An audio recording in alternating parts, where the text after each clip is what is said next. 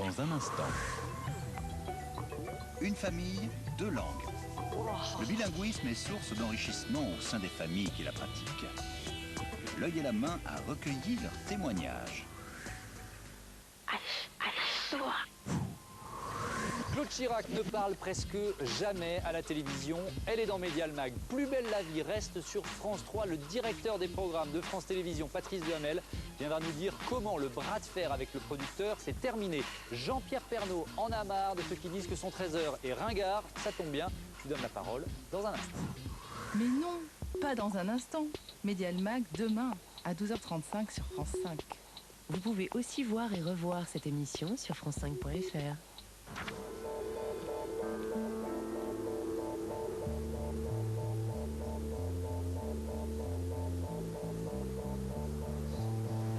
Un simple éternuement, c'est plusieurs milliers de microbes dispersés dans l'air. Face à la grippe, des gestes simples pour limiter les risques de transmission. Lavez-vous les mains plusieurs fois par jour avec du savon ou utilisez une solution hydroalcoolique. Lorsque vous éternuez ou toussez, couvrez-vous la bouche et le nez avec votre bras ou un mouchoir à usage unique. Jetez vos mouchoirs usagés dans une poubelle, puis lavez-vous les mains. En cas de symptômes grippaux, appelez votre médecin traitant. Contactez le 15 uniquement en cas d'urgence. Les gestes de chacun font la santé de tous. Stop au virus de la grippe. Pour toute information, www.pandémie-grippal.gouv.fr ou 0825 302 302, 15 centimes d'euros la minute depuis un poste fixe.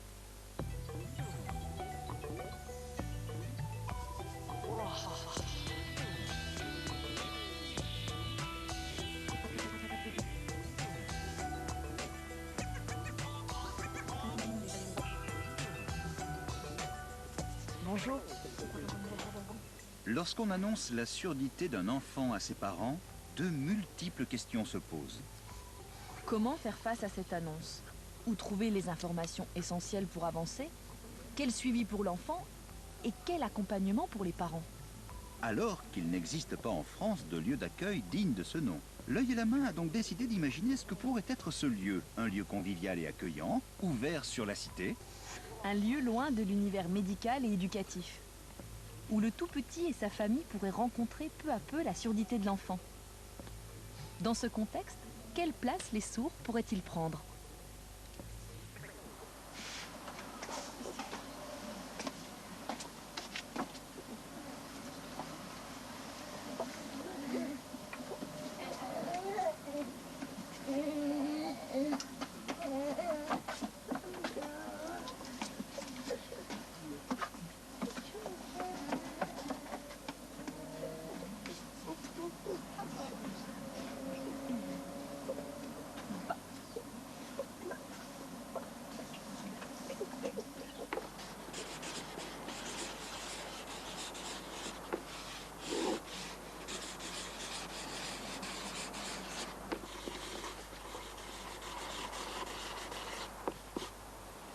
Je m'appelle Delphine.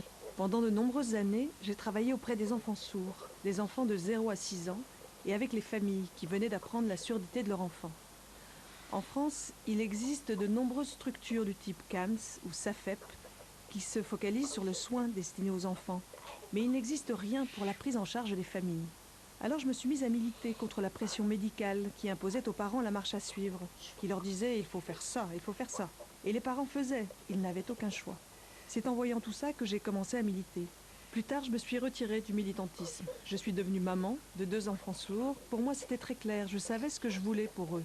Et là, on m'a répondu « Ah non, c'est impossible, il n'y a pas de moyen ». Un jour, quelqu'un m'a parlé de la Maison Verte de Françoise Dolto. Un lieu d'accueil pour les parents et les enfants, un lieu d'échange, d'ouverture. Ça m'a donné des idées. Hé, vous connaissez cet endroit? C'est Saint-Jacques. Vous voyez cet immeuble à côté? Ces fenêtres-là? Eh bien, Françoise Dolto habitait là. Elle s'y est installée en 1942 et y est restée jusqu'à sa mort en 88. De ses fenêtres, elle voyait la cour de récréation. Elle regardait jouer les enfants sourds, elle les voyait signer. Elle s'est dit, il y a du langage là. Tout enfant est être de langage.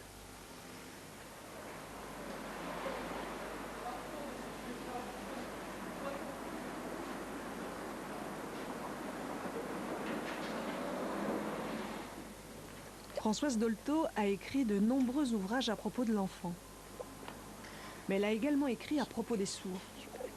On les retrouve dans toute son œuvre. Elle ne s'est pas contentée de regarder les sourds par sa fenêtre. Elle les a aussi reçus en consultation. Un vrai travail.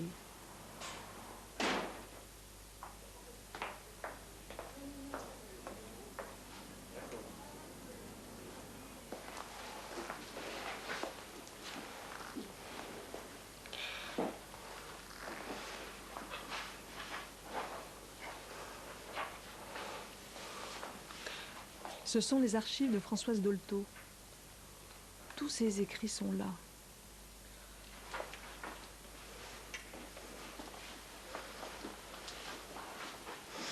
Ce lieu est vraiment calme. La maison d'accueil et d'information sur la surdité, j'ai envie qu'elle soit comme cet endroit. Que les parents, lorsqu'ils arrivent, se sentent apaisés, détendus, qu'ils puissent se poser. Ici, c'est formidable.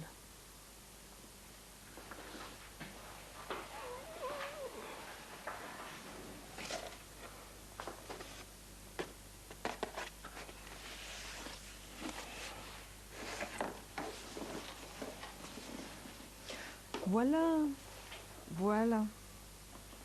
Le projet de création Arc-en-Ciel, un lieu d'accueil qui n'a pas tenu.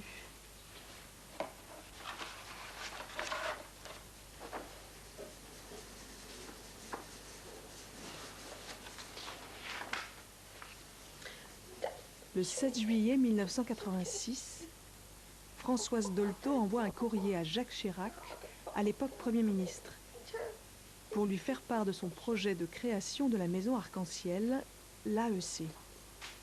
Françoise Dolto a écrit « Le moment du diagnostic », particulièrement difficile à vivre pour les familles. Il nous paraît utile que les parents puissent disposer d'un lieu libre de toute visée thérapeutique, médicale ou pédagogique.